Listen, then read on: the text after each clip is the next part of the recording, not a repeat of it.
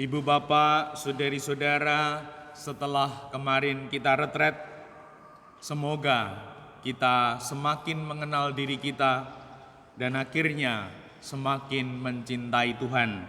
Tidak seperti yang disampaikan dalam Injil suci. Mereka berusaha memancingnya supaya mereka dapat menangkapnya berdasarkan sesuatu yang diucapkannya. Pribadi yang tidak mencintai, sungguh yang kelihatan yang ingin dicari adalah kelemahan pribadi itu. Dan semoga kita semakin mencintai Tuhan, hidup kita dilimpahi, dicurai kasih karunia Tuhan. Dan melalui bacaan pertama, kita dibimbing Tuhan, sebab kami yakin bahwa manusia dibenarkan karena iman, dan bukan karena ia melakukan hukum Taurat. Kita diberkati karena iman. Semoga kita semakin beriman. Lalu di dalam bait pengantar Injil semakin jelas, akulah jalan, kebenaran, dan hidup. Hanya melalui aku orang sampai kepada Bapa. Hanya melalui iman, hanya melalui Tuhan kita beroleh tempat abadi sukacita dalam Tuhan. Dan kita sebagai pribadi, sebagai manusia yakin benar ada dua kebutuhan pokok manusia. Ibu bapak pasti paham benar, kebutuhan jasmani dan rohani. Dua kebutuhan ini kalau tercukupi maka akan kuat.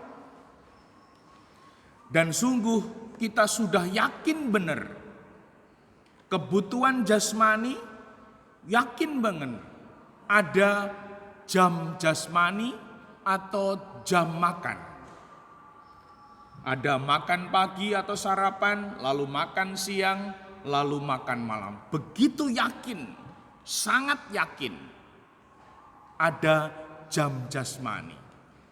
Maka mari kita bertanya juga, apakah kita ini juga sangat yakin bahwa harus ada jam rohani? Kita boleh melihat hidup kita, melihat keluarga kita. Apakah keluarga kita yakin benar harus ada jam jasmani, makan pagi, makan siang, makan malam, dan harus ada jam rohani? Nah, mari kita lihat, mari kita jawab sendiri, apakah di dalam diriku secara pribadi, apakah dalam keluargaku ada juga keyakinan jam rohani? Dan semoga sungguh kalau kebutuhan jasmani rohani itu terpenuhi, kita akan menjadi pribadi yang kuat. Pribadi yang kuat adalah pribadi yang bisa mengangkat beban berat. Kita boleh melihat, merefleksikan hidup kita, keluarga kita, bapak, ibu, anak. Apakah keluargaku, bapak, ibu, anak ini pribadi-pribadi yang kuat? Pribadi yang bisa mengangkat beban berat. Kalau beban hidup berat pun bisa, maka pribadi itu tidak manja, tidak mudah mengeluh, tidak mudah menyerah. Kesulitan, tantangan, masalah hidup aku jalani bersama Tuhan yang menuntun, melindungi, dan memberkatiku.